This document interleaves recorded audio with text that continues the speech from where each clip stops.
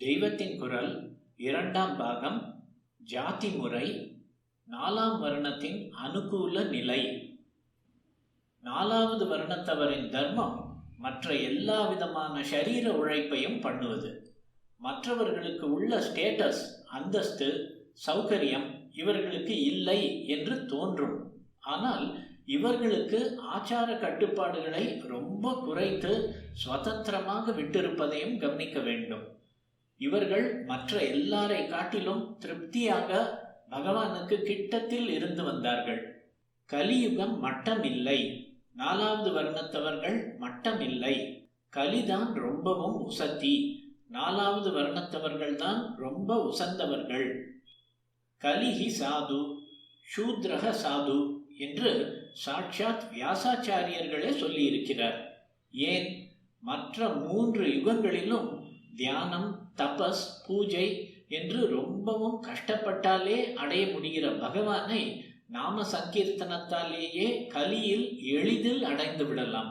அதனால் கலிஹி சாது என்கிறார். பிராமணன், க்ஷத்ரியன், வைஷ்யன் என்ற மற்ற 3 வர்ணத்தவர்களுக்கும் கர்வம் உண்டாக இடம் இருக்கிறது. தங்களை பற்றி அவர்களுக்கு இப்படி ஒரு அகங்காரம் உண்டாகிவிட்டதானால் அப்புறம் ஆத்மா கிடைக்கிற வழியே இல்லை.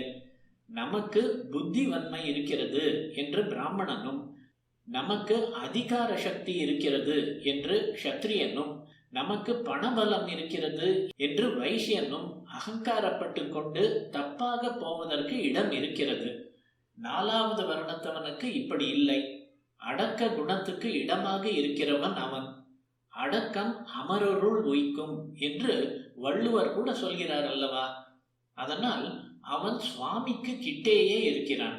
அகங்காரம் வந்துவிடக்கூடாது, அதை அழித்து ஜீவனை பகவத் பிரசாதத்துக்கு உரியவனாக பண்ண வேண்டும் என்பதற்காகத்தான் மற்ற 3 வர்ணத்தாருக்கு வேதத்திலும் வேத காரியங்களிலும் 3 கிரேடுகளில் அதிகாரம் கொடுத்திருக்கிறது.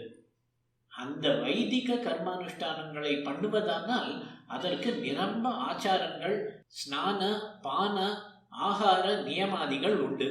இந்த நியமம் என்ற பத்தியம் இருந்தால்தான் வேத மந்திரம் என்ற மருந்து வேலை செய்யும். ஆச்சாரம் தப்பினால் அபச்சாரம், அது பெரிய பாபம். அதற்காக கஷ்டம் அனுபவித்தாக வேண்டும். அதனால் எப்போதும் அவர்கள் கண்குத்தி பாம்பாக ஆச்சாரங்களை அனுஷ்டித்தாக வேண்டும். நாலாவது வர்ணத்தவனுக்கு இப்படி இல்லை. அவனுக்கு நியமங்கள் ரொம்பவும் குறைச்சல் தான். அவன் செய்கிற உழைப்பே அவனுக்கு சித்த சுத்தி. அதுவே அவனுக்கு வேத கர்மானுஷ்டானம், சுவாமி எல்லாமும்.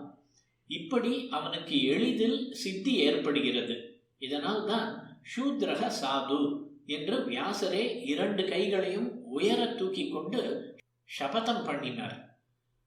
அவனுக்கு வயிறு ரொம்ப ஆகாரம் கிடைக்காவிட்டால், அவனுக்கு மானத்தை ரட்சிக்க துணி கிடைக்காவிட்டால், அவனுக்கு மழை வெயிலில் இருந்து காப்பாக ஒரு குடிசை இல்லாவிட்டால் அது சமூகத்துக்கு பாபம், ராஜாங்கத்துக்கு பாபம்.